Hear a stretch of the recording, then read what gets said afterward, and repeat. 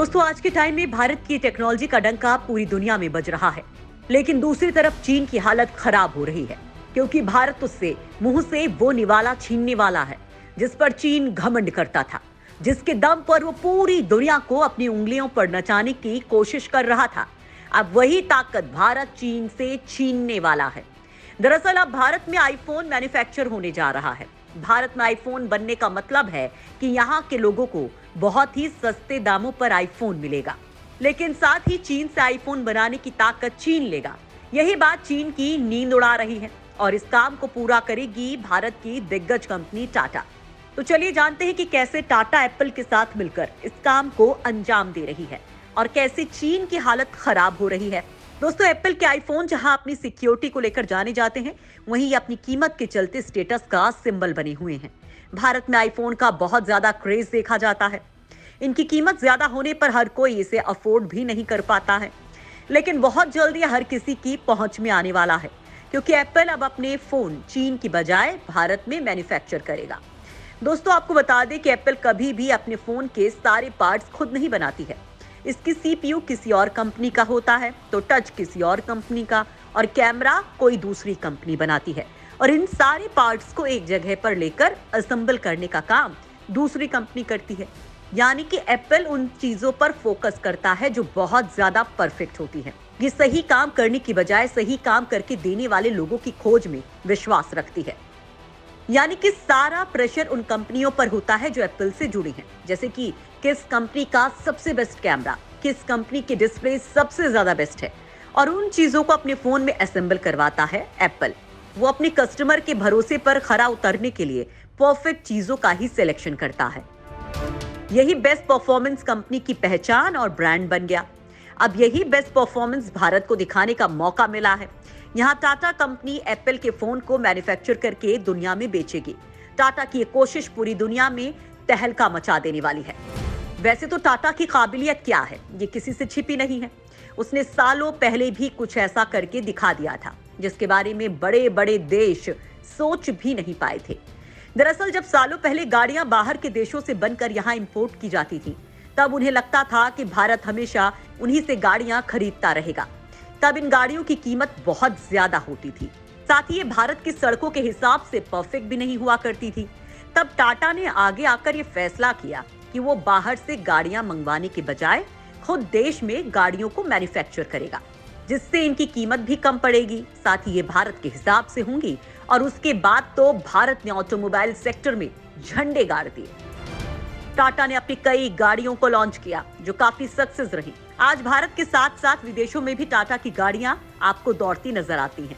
लेकिन यहाँ सवाल ये भी खड़ा होता है कि आखिर टाटा ने यह सफलता कैसे हासिल की, जब भारत में इस तरह की तकनीक थी ही नहीं। तो फिर आज भारत इतना सक्सेसफुल कैसे हुआ? दरअसल भारत ने विदेशी कंपनियों को अपने देश में बुलाकर यहाँ काम करने की बात कही। उनसे कहा कि वो भारत में आकर गाड़ियों की मैन्युफैक्चरिंग करें। फिर यहाँ कई विदेशी कंपनियां आईं और उन्होंने गाड़ियां बनाई, जैसे कि मारुति सुजुकी की मारुति 800, जो जापान की कंपनी के साथ मिलकर बनाई गई है। ये गाड़ी भारत में बहुत ज्यादा पसंद की गई थी। उसके बाद जैसे जैसे टेक्नोलॉजी बढ़ती गई और भारत के इंजीनियर्स को इनके बारे में नॉलेज होती गई, वैसे वैसे भारत गाड़ियों के मामले में अपनी पकड़ मजबूत बनाता गया। और आज के टाइम में भारत की बनी गाड़ियों को विदेशों में बहुत ज्यादा पसंद किया जा रहा है। कुछ ऐसा ही स्मार्टफोन के मामले में है। जैसे जैसे यहाँ टेक्नोलॉजी बढ़ती जाएगी और हमें नॉलेज होती जाएगी, और आने वाले समय में भारत स्मार्टफोन मैन्युफैक्चरिंग का हब बन जाएगा।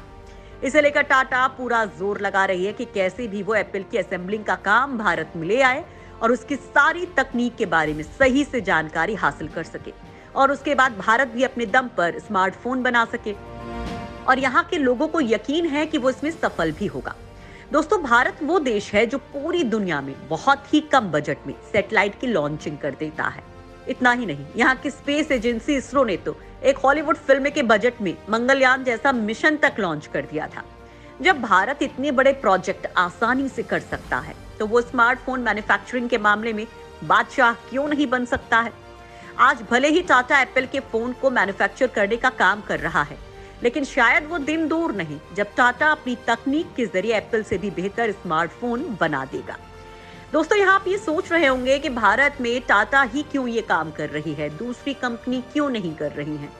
दरअसल दोस्तों, आज टाटा ने अपने आप को इतना डेवलप कर लिया है कि वो इस काम को आसानी से कर सकता है। आज उसके पास हर तरह के साधन और तकनीक है। टाटा अपने ऑटोमोबाइल के साथ साथ सॉफ्टवेयर में भी सफल है। इसके एक कंपनी टीसीएस काफी सालों से अपना परचम लहरा रही है और साथ ही टाटा पहले फोन भी बना चुकी है। यानी कि टेक्नोलॉजी के साथ साथ सॉफ्टवेयर को लेकर टाटा को पूरी जानकारी है। यही वजह है कि टाटा एप्पल मैन्युफैक्चरिंग के मामले में आगे आया है। इसके अलावा एप्पल का भारत में आने का कारण ये है कि जब एप्पल चीन से शिफ्ट होकर भारत आने की तैयारी की तो उसे ये पूरा विश्वास था कि भारत उसके लिए परफेक्ट जगह है। वहीं टाटा और एप्पल ने साझेदारी करते हुए काम को आगे बढ़ाया। आज टाटा होसुर में आईफोन हाउसिंग या केस जो डिवाइस को एक साथ रखती हैं उन्हें बनाया जाता है। फिलहाल टाटा के 500 एकड़ में फैले इस प्लांट में करीब 10,000 कर्मचारी काम करते हैं। इसके बाद टाटा देश में 100 से ज्यादा एप्पल स्टोर खोलने वाली है। इसके साथ ही एक रिपोर्ट के मुताबिक टाटा समूह का विस्ट्रॉन ग्रुप के साथ 31 मार्च 2023 तक इस डील को पूरा होने की उम्मीद लगाई जा रही है। इस डील के पूरा होने के बाद टाटा समूह विस्ट्रॉन की जगह ले लेगी।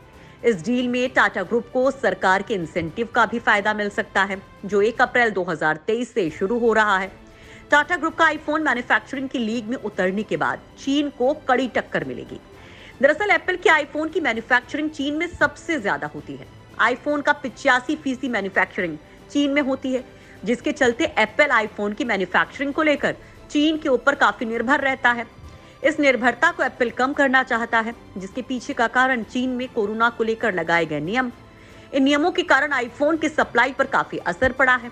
साथ ही इस फोन की वेटिंग पीरियड भी बढ़ी है। लेकिन टाटा के लिए यह काम इतना आसान भी नहीं होने वाला, क्योंकि आईफोन की असेंबलिंग करना काफी चुनौतीपूर्ण काम माना जाता है। कहा जाता है कि एप्पल अपने काम के लिए काफी सख्त है। वो अपने सप्लायर कंपनी के लिए कड़े नियम बनाकर रखता है। वहीं साथ ही अमेरिका के कई क्वालिटी मानकों को पूरा करना होता है, जिसे पूरा करने के बाद ही किसी कंपनी को इसकी मैन्युफैक्चरिंग के लिए मंजूरी दी जाती है। उस काम में थोड़ी सी भी लापरवाही बर्दाश्त नहीं है और ऐसा होने पर वो अपनी कॉन्ट्रैक्ट तक को खत्म कर देता है। लेकिन जिस तरह से भारत की वर्किंग पॉलिसी है, उसके तहत टाटा के लिए ये काम बहुत मुश्किल होने वाला है। ऐसे में टाटा को बहुत संभल कर काम करना होगा। आपको बता दें कि एप्पल अपने आईफोन की मैन्युफैक्चरिंग को नए प्लांट के जरिए असेंबलिंग को बढ़ाकर 5 गुना करने का लक्ष्य रख चुका है। दोस्तों, आपको बता दें कि टाटा एप्पल के आईफोन बनाने के साथ साथ एप्पल के बाकी प्रोडक्ट्स जैसे एप्पल की स्मार्ट वॉच, आईपैड, मैकबुक के पार्ट्स भी भारत में बनने शुरू होने वाले हैं। दोस्तों, टाटा की पूरी कोशिश है कि वो एप्पल की उम्मीदों पर पूरी तरह से खरा उतरे। अगर वो ऐसा करता है तो ये भारत के भविष्य को पूरी तरह से बदल कर रख देगा। दूसरी तरफ चीनी ड्रैगन की शक्तियों को खत्म कर देंगे, क्योंकि चीन का अभी तक इस पर पूरा राज था, लेकिन अब ये भारत के हाथ लग गया है।